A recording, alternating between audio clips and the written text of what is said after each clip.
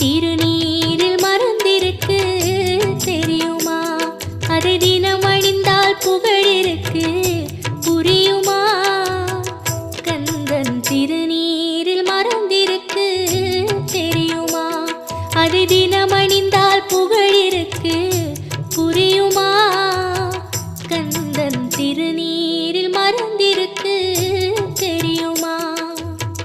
நெற்றிக் கண்ணில் பிறந்தவனே தெரியுமா? அவனை சுற்றி வந்தால் பல